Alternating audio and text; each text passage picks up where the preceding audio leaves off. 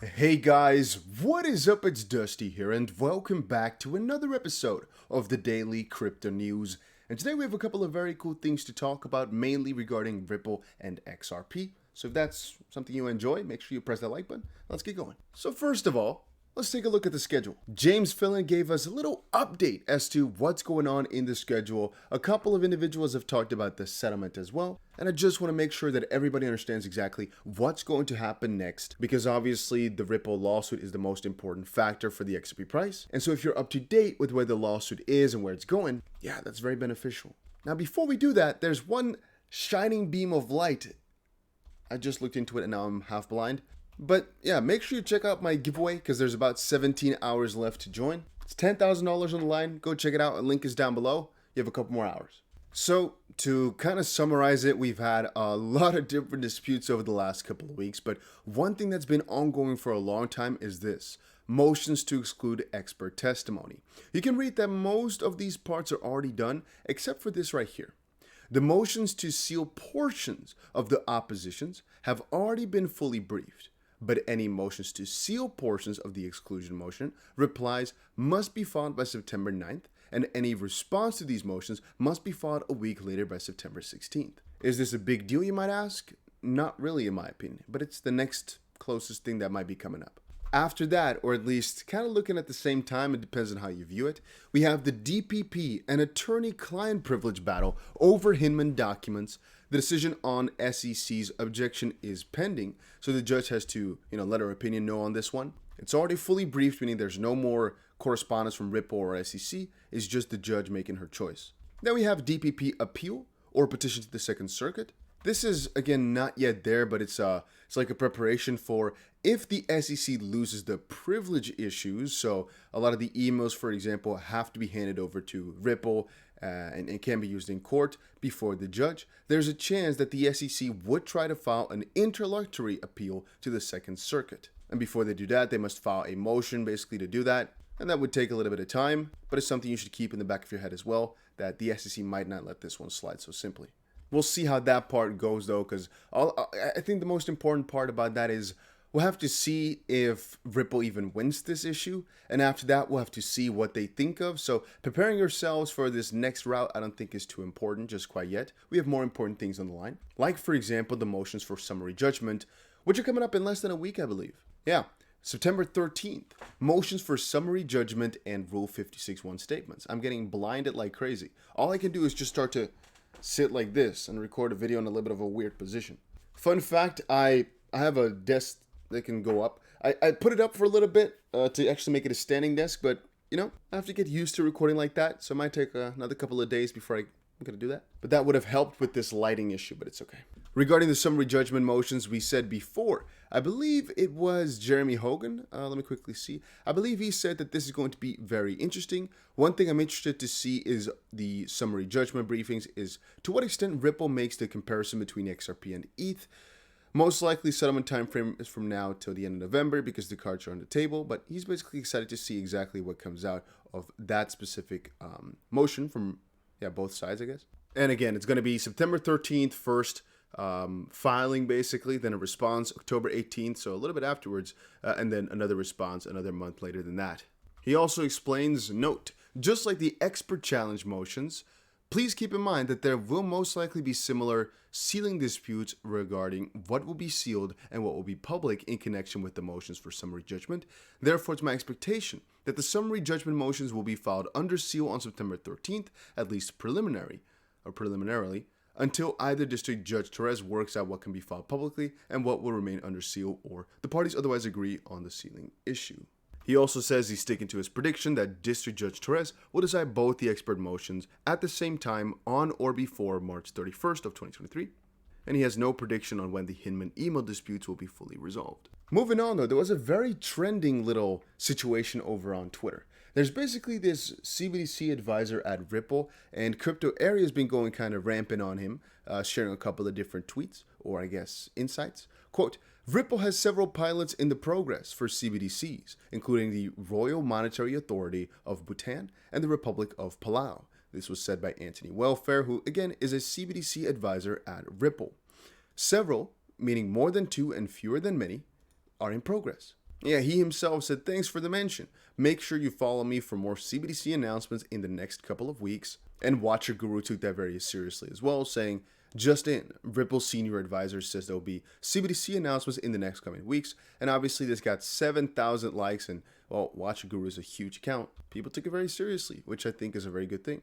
Wrath of Kahneman has also been sharing some interesting ideas regarding different central banks and what could have been discussed or what could be going on in the background. For example, one regarding the Central Bank of Egypt, quote, "Fintech from evolution to revolution," end quote, 2022, mentioning Ripple in the MENA region. They note the 2018 agreement with Sama and the Boubian Bank below is now a Ripple partner.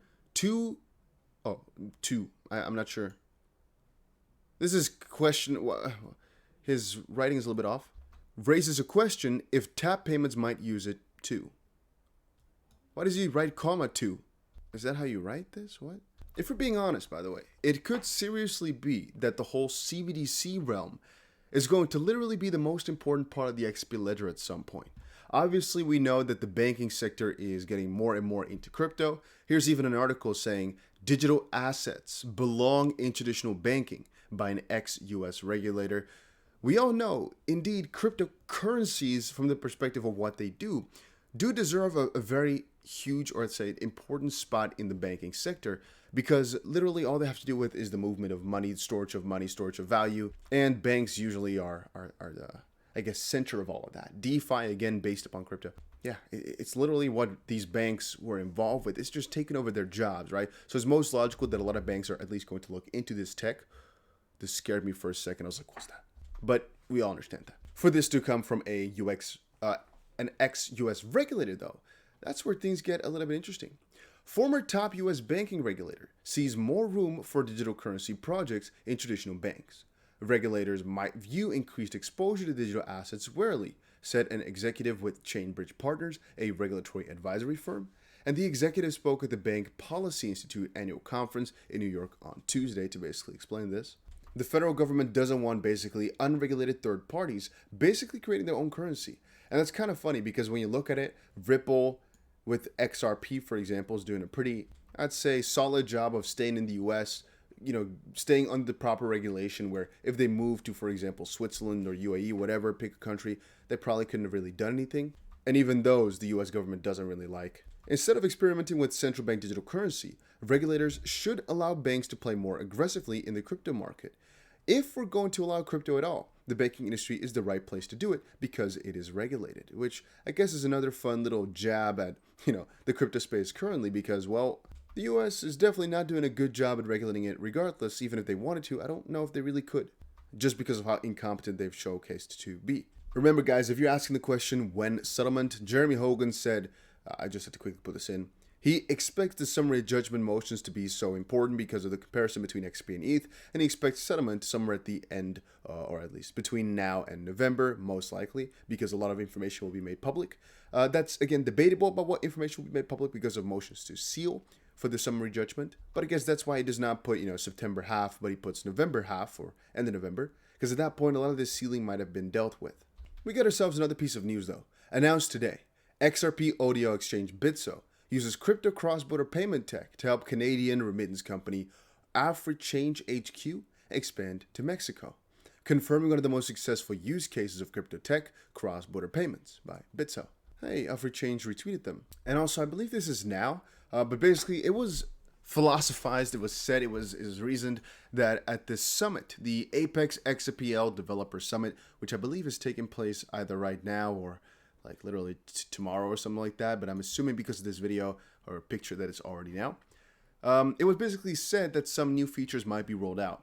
New XRP payment solutions to be presented at the XP Ledger Developers Summit hosted by Ripple. And obviously every single year, whenever they do a summit like this, a lot of interesting information gets unlocked, as a lot of new cool ideas are being discussed and now get a chance to basically flourish from here on forward.